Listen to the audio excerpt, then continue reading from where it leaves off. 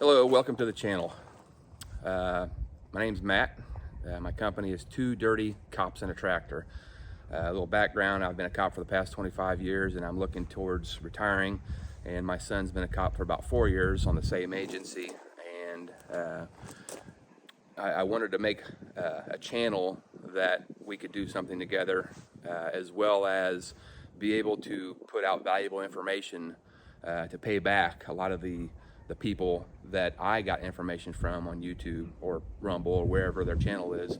But basically, watching videos over the past decade has allowed me to learn quite a bit of valuable information on specific products or specific techniques or methods of doing things. Primarily this tractor behind me. I watched untold amount of videos from untold amount of channels to decide on which tractor to get, and obviously I picked this one. A lot of my questions the manufacturer and the dealer couldn't answer, like how long specifically would the tractor be with the bucket all the way to the end of the backhoe on it, and I needed to know this information so that I could decide on what size length trailer to get to tow everything to any destination that I need to tow it to in order to do whatever I need to do. So I just started my company with my son probably, I want to say February of last year, I can't remember, but so far I've done some snow plowing. That's it. I'm not really advertising or doing anything other than just playing on my tractor for the past year, getting my property ready. My property is rather small, so there's going to be a lot of questions, I'm sure, of, well, why do you have such a big tractor for such a small property? Well, it's because I want to. I want, go big or go home. Buy once, cry once. I've learned long ago that if you buy your third RV first, you're never going to be upset. You're going to be a lot happier because you're not going to end up having to trade in your first tractor or your second RV or your third motorcycle to get the motorcycle that you really wanted when you really wanted it. So bite the bullet, go big, go home, buy once, cry once, and just do what you want because no telling in this world how much longer we have to do what we want until the shit all comes down. Oops, cuss. So the primary reason for this channel, again, going back to that, is so that I can put some information out for people that might have specific similar questions that I had that I didn't see get answered. Most people that have YouTube channels are pretty good about answering questions when you put a question in the comment. But there's some people that don't know they have questions until they see something. So I have a wealth of knowledge. I've been a cop for 25 years, and I've also run a business for 25 years. At the same time I became a cop, I started manufacturing rifle slings, urban ERT slings, and that's been a rather successful business. So that's kind of the reason I'm able to afford such things. But back to the reason for this video and future videos is so that I can share my knowledge, and also back in 25 plus years ago when I was raising my children, we didn't have digital technology. We had Polaroids and 35 millimeter cameras and VHS recorders, so pretty ghetto if you ask me compared to right now.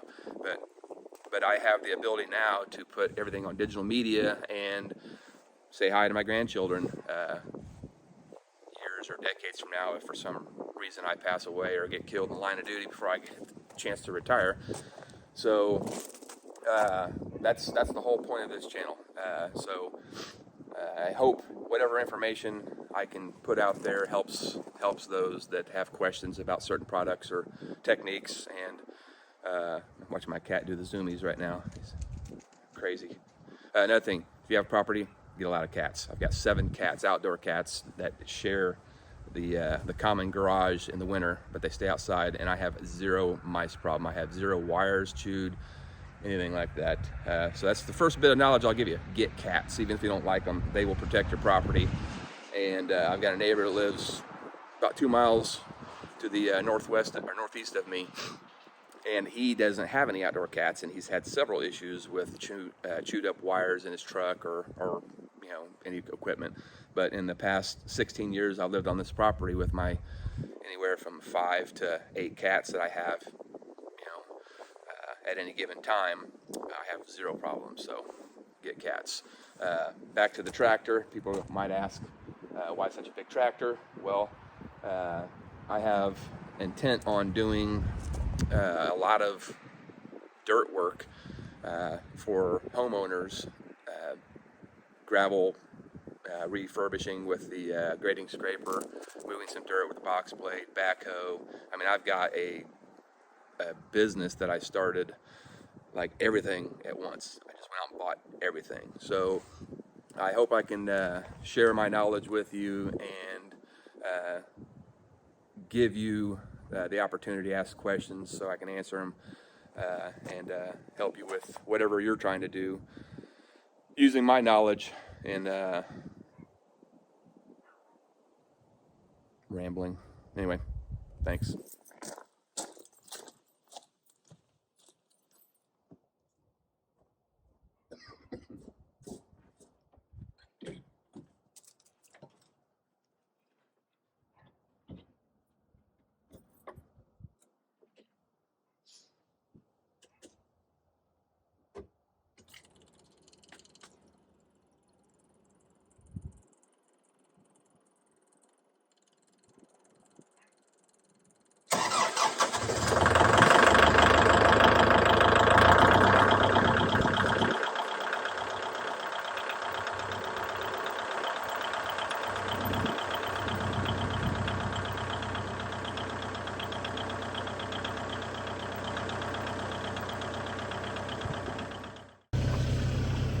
So,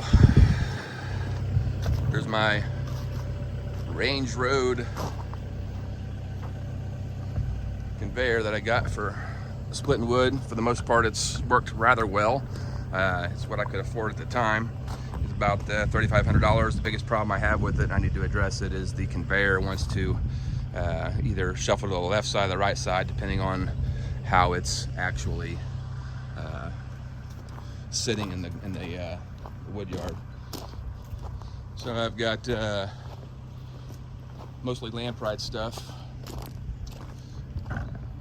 Nice. I tell you what, that thing has saved me so much time on my garden. That's one of the big things I'm going to be doing is land plots for people, is for their gardens. I mean, what took me probably 4 hours to till, that thing can get done in like less than 10 minutes. This right here, Centurion Super 158. This made by Del Marino flailing motor. I got it from Good Works Tractors. It works really well. It's a little bit jalopy and floppy, just by the nature of the weight and the length at which it comes out to the side. I got this over a deck because I have a part of my property that has a creek that has an issue with me getting too close, and I start feeling tippy with the tractor. I also got this from Good Works Tractor, this dirt dog. It works rather well for cleaning up debris, and my grading scraper. Now, one thing I would say that is over this PJ Trailers deck over that I got, I would seriously not get it again. Not trying to slam PJ Trailers, but there's a lot of issues with it. Number one, whoever did the welding on it left exposed MIG wire sticking out in certain spots. So instead of cutting or grinding it off or grinding it down, they just left it and painted over it. So, you either stab yourself with the MIG wire or you cut it off and it starts to rust. The toolbox that I paid extra for, there were no drain holes or anything like that, so the first time it rained, it filled completely up to the bottom ledge of the lip of the door. So that was a crap job. It toes crooked. I thought it was my truck. I had a 2013 F-250 with about 31,000 miles on it. I took my truck up to Raymond's Alignment in Plainfield, and man, they really worked hard to get that thing aligned. And I kept towing my trailer and noticing that the trailer was going down the road, crabbing sideways. And I kept taking my truck up there, and they're like, man, we can't find anything wrong with it. So I put the trailer on a different truck, and it's doing the same thing. So whoever put the axles on, put those on crooked. I mean, for the most part, it's a good design trailer. It's just the quality control was garbage. So I would opt to not do it again. I'd probably go with my SureTrack trailer. I probably would have got a deck over SureTrack, because that thing is tits. I mean, it is top of the line. And I actually also traded in my F-250 2013 for a 1-ton GMC, and I love that truck. So back to the property. This is where I have my bundles. I pre-package my bundles using just the 2x10 wood method and wrap. I've got materials to make me an actual bundler. I'm going to be doing that here in the next couple of weeks so that I can pick up production on that. I bring my IBC cage with the stacked wood up near the actual firewood stand, and makes it easy to load. For the most part, people are pretty honest. However, I had one gonad pull in, and I am definitely going to put his information on this video so that anybody that sees this can identify him, so I can charge him with misdemeanor theft. And if he's got priors, it's going to be felony. So, I mean, pretty straightforward, 24-hour surveillance. I mean, you can see I am all cameraed up. So I've got cameras everywhere, 19 cameras on the property, and people just still have no common sense. So I've got everything but a license plate on this guy. Here's all my wood. This property used to be really low and unusable, but over the past 15 years, I've been building it up with dirt. So here's all my firewood. Most of this firewood I got from Facebook Marketplace. It took quite a bit of effort to get it. That big long stack right there is mostly oak, ash, and hickory. I got that from a guy's property that wanted to clear it out. They came out and logged his land and left the tops, and he put it out that he needed to get this wood off of his property. So I went out there with a couple of guys, friends of mine, and we cleared it out as best we could. And he's rather happy about that. And I got quite a bit of cords of wood out of the thing to share between me and the friends and selling.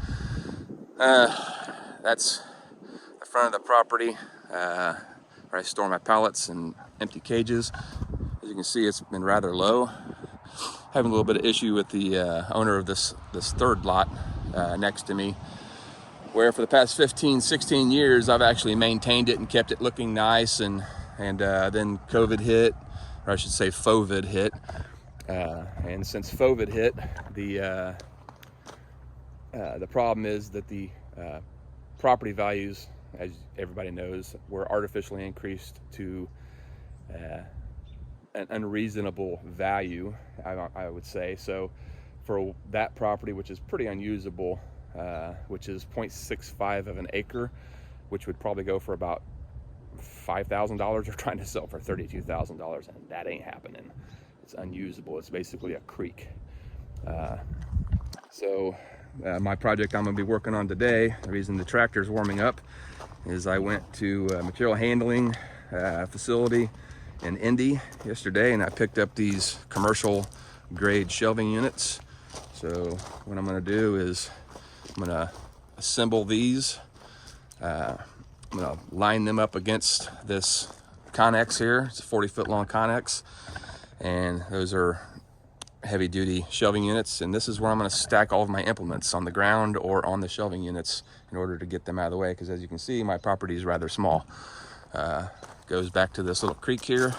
This is where I use the flail mower, and I wish I would have started this channel a while ago, because I could have showed how I installed my my generator here. But this Connex here is a double door. I've got my Razor parked in one side, so it's not my gun show trailer anymore. And it's going to be my weld machine and workshop in order to get everything out of my garage, so I can use my garage as a garage. So that's that. So now I'm just going to start putting things together.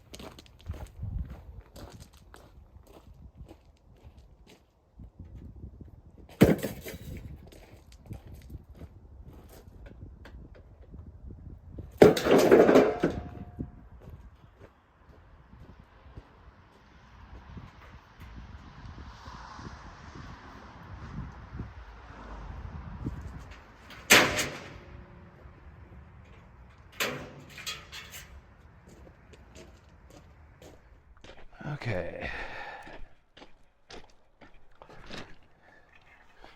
If you're ever needing steel in Indianapolis, Warner Steel is the place to go. They have a part of their facility that's for drops. Drops meaning pieces that they cut off of another customer that orders specific parts. And this is just a spare that they can't use. So drops. It's usually by the pound. So about $1.05 per pound. This is a 1/2-inch plate, 24 inches. I'm going to cut them in 12-inch pieces so that I can drill the holes for the feet for the shelving units. One piece of advice I can give is try to visualize everything that you're going to do in your head before you go do it, and then do a mental checklist of all the things you're going to need. That'll keep you from having to run back and forth. In this case, I made the mistake of forgetting my tape measure.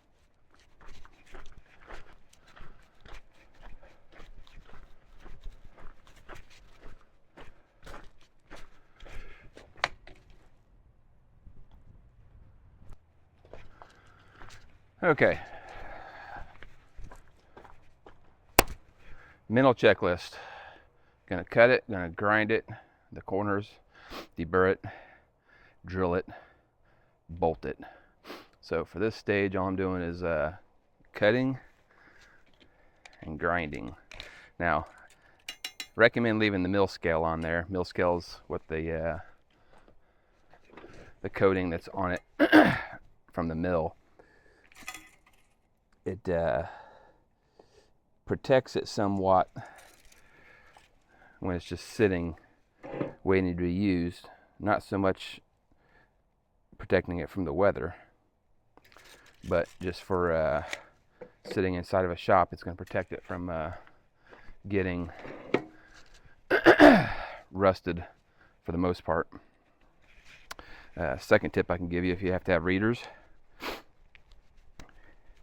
make sure you have some shit readers and some good readers, because your shit readers have scratches and stuff on them. If not, you're going to go through readers constantly.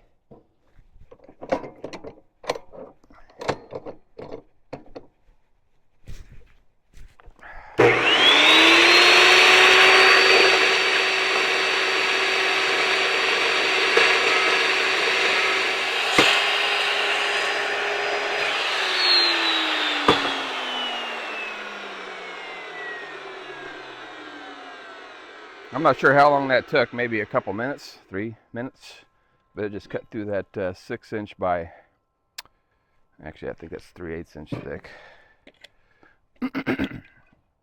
Yep, 3/8 inch thick steel in just a couple minutes. I cannot recommend this Evo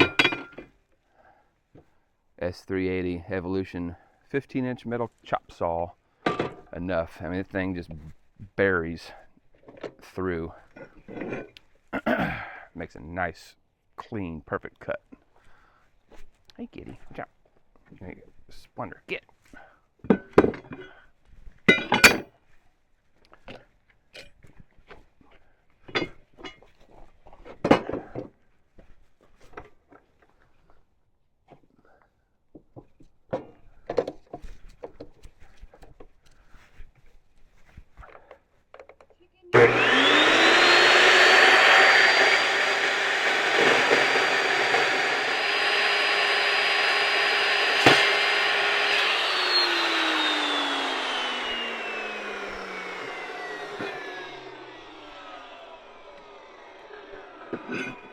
Easy peasy.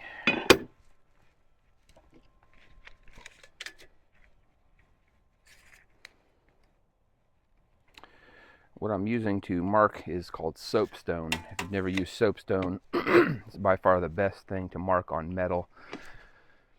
Paint markers blotch, Sharpies don't show up, pencils don't show up on mill scale as well as soapstone. Soapstone is great for putting on steel when you're going to weld because it doesn't immediately go away. You can still see the mark, just short of using Dykem. Dykem is a paint that you paint on and then you scribe it. That's probably the best way, but that's just time consuming.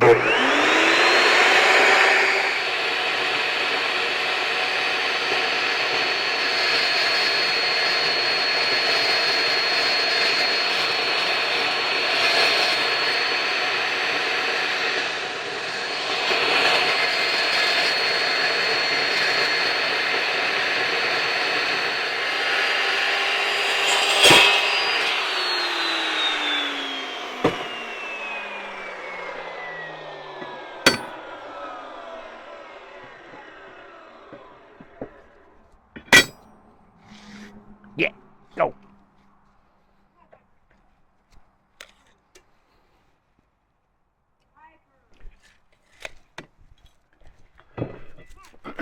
Wife made a cameo, didn't know it.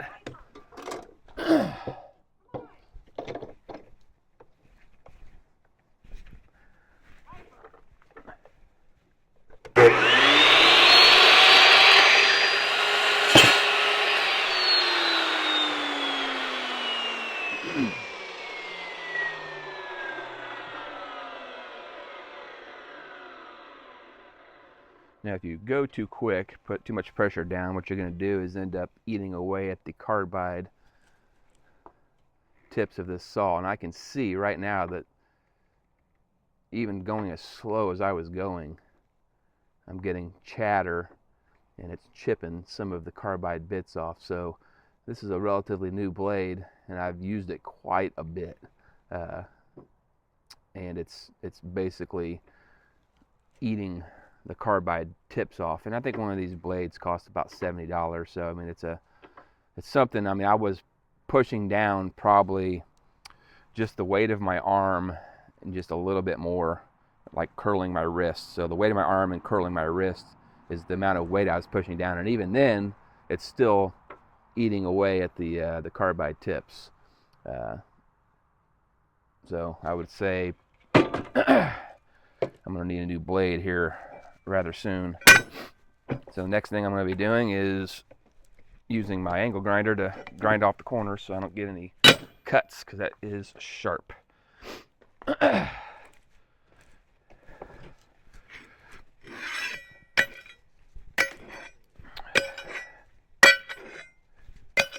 I could weld these shoes onto the shelving verticals. The problem with that is they're permanent once I weld them. So if I ever have to move or whatever, it'd make it difficult to transport them. Not that I'm planning on moving, I just never can tell. But yeah, I couldn't recommend this saw enough. It's rather nice. It's got a chip tray that holds all the chips,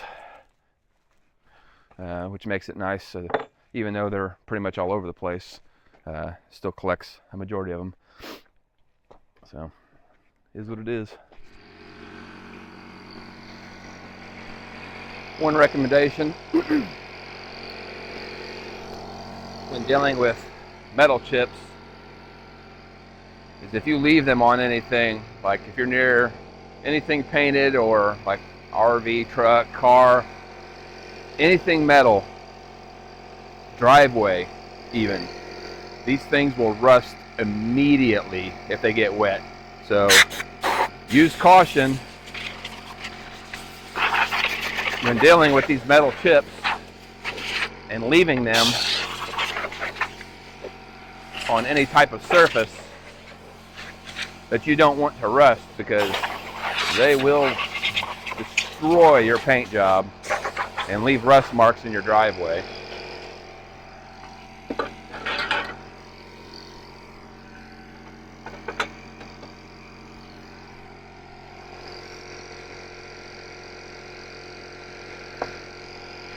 Now that I know my saw blade is pretty much screwed, I'm going to need to order another one.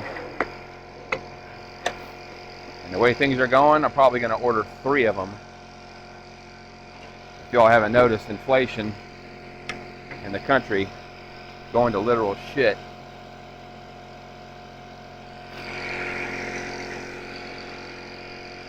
So I'll probably be ordering 3 of these blades, because I will always need a chop saw, and blades are a consumable, so you have to treat it as such. Over the years, I've used many a cordless drill. The one I'm using now is a 20 volt max from DeWalt. I seem to be more versatile than any. I used to have DeWalt back in the day, and then I moved to the red ones. Not Milwaukee, I'm not sure exactly which ones. Whoa, shit. Not sure exactly which ones they are, but they, batteries and the tools started going to crap, so I went back to DeWalt, and it seems DeWalt has their game back.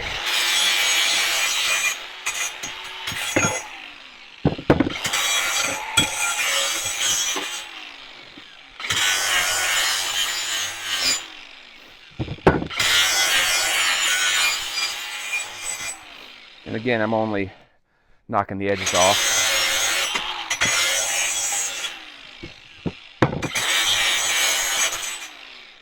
So I don't get splinters or cuts.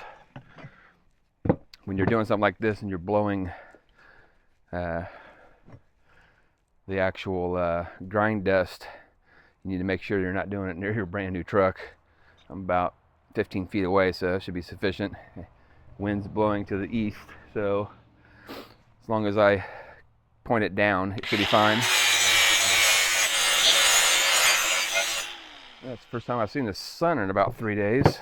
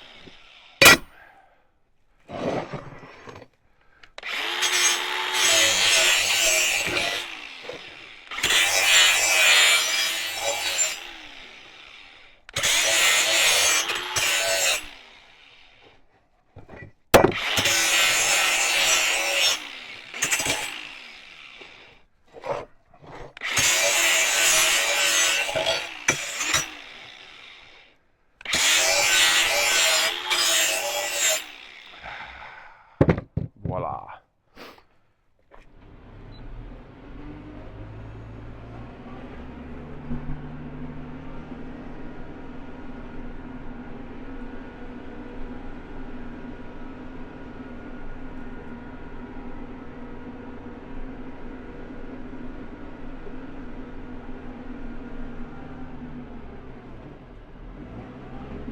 Going to get my weld table to put it in my new Connex.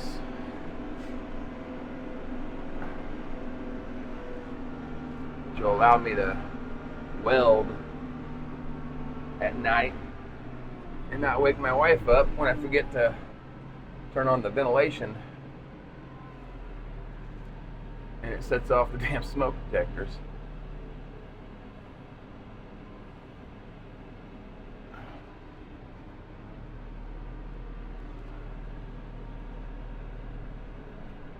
Whoop. Sketch.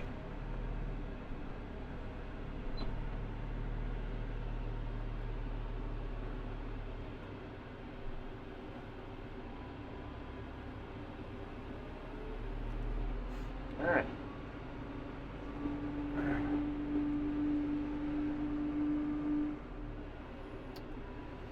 Need to turn this thing around.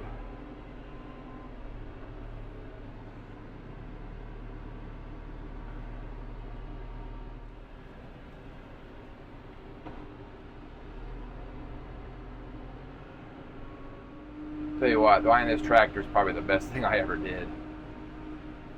Allows me to move things that I would never be able to move by myself in a fraction of the time that it takes. Let's see if I can back this out without pulling it. Yahtzee.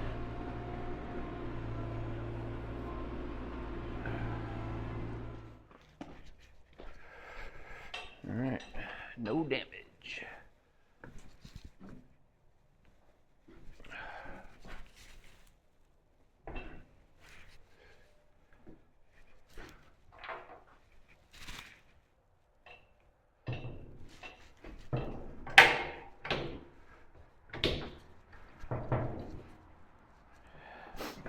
This is gonna make things much nicer.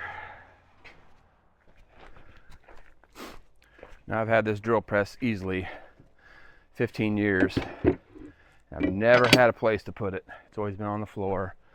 So I'm sitting on a creeper, a little crawler chair to run it. Or I have to bring it out to some sawhorses to run it. So hopefully,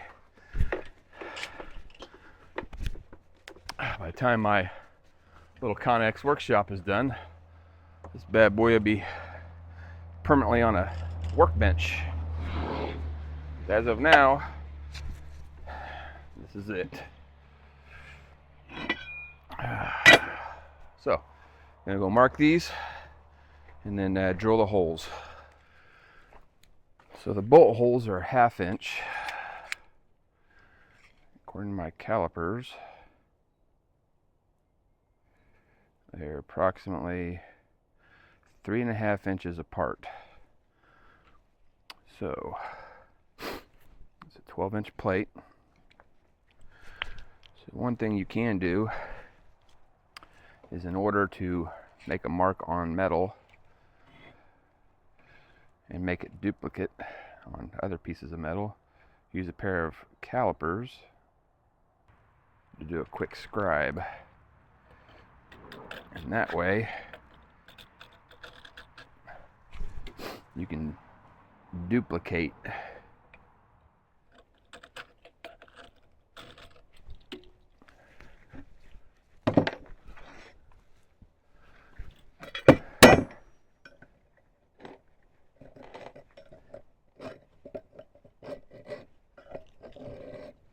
makes a nice mark in the mill scale.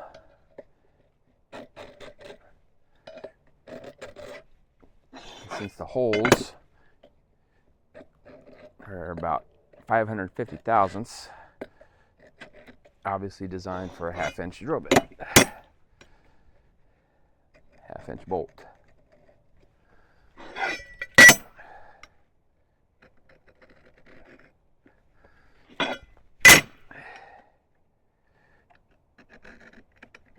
one thing I've always preached. If you're going to do something, do it right the first time. And unfortunately, prep work is what takes the most time.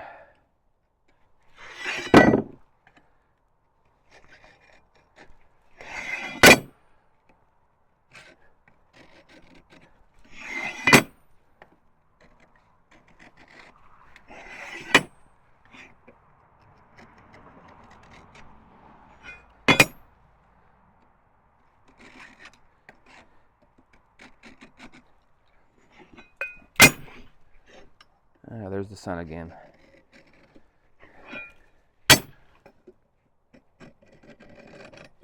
It's amazing how much warmer you feel in the sun.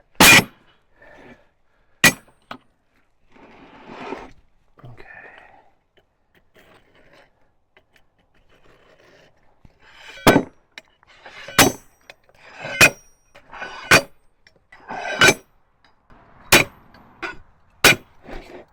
All right. Now I need the appropriate size drill bit, center punch, and be good to go.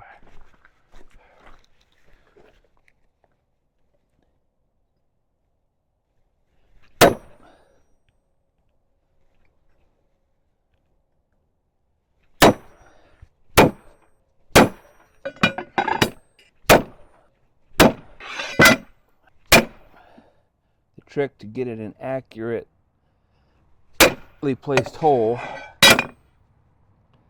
when it's a larger diameter drill bit is a pilot hole.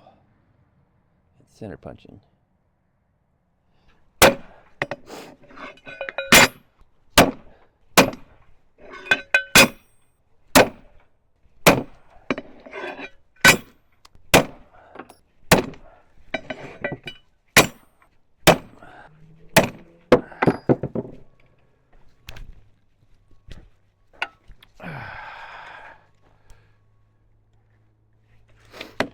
All right, now the fun begins.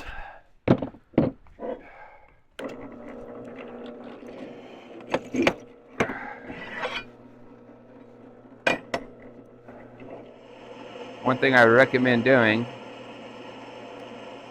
is prior to drilling all of these plates, drill one, get it all set, and then go install it.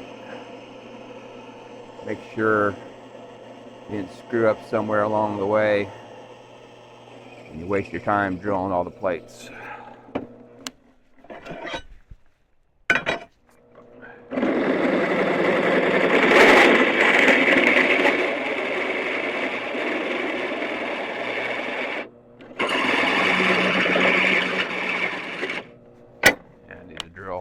Sharpen this drill bit as well. It's just not effective. All right, nice. Drill Doctor 750. That bad boy takes all the guesswork out of it. When I was a machinist about 25 years ago, I used to be able to do it by hand really well.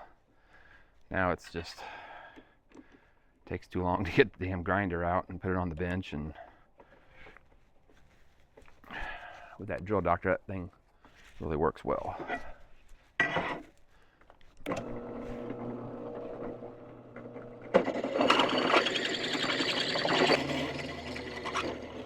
Yahtzee. Also, when I was a machinist,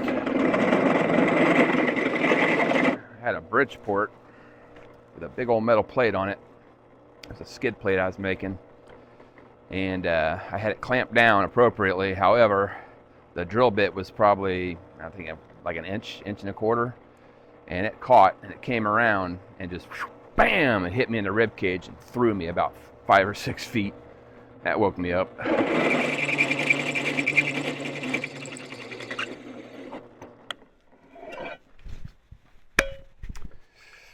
Time to go test fit. All right, fits perfectly.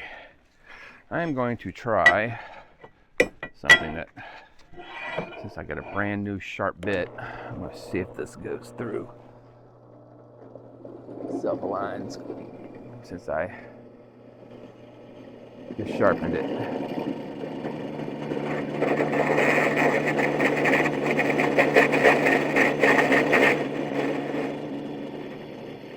For the sake of saving time, I've only got 15% battery left on my phone, and I am freezing. And it chatters less, so that's a benefit.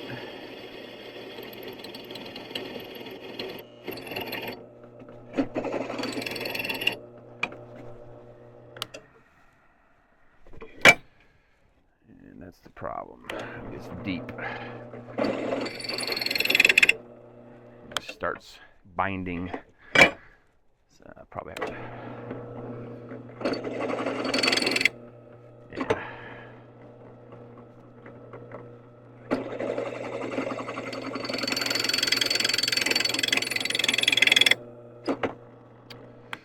Try a little lube. Where that sun drops away out of the clouds, it starts going down the horizon, it gets freaking cold.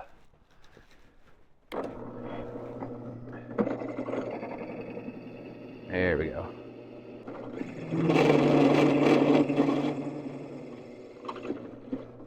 Oh, better.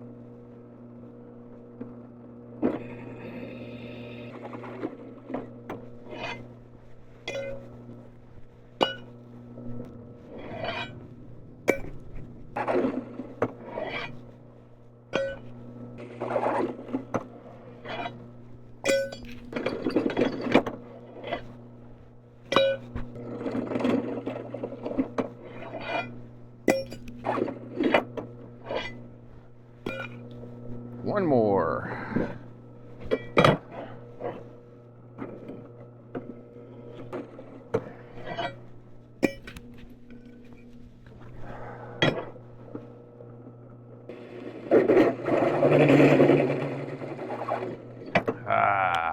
Finally. All right. Well, that about wraps this video up. First video is about a whole lot of nothing, but it's the first video. What can you expect? Hopefully they'll get better. Hopefully you get some value out of these. And hopefully my grandkids get to see me many, many, many years from now. Yep, till next time. Thanks for watching.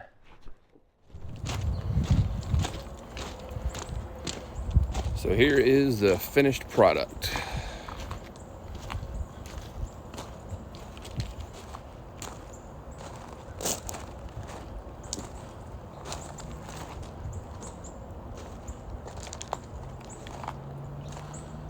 Turned out pretty good.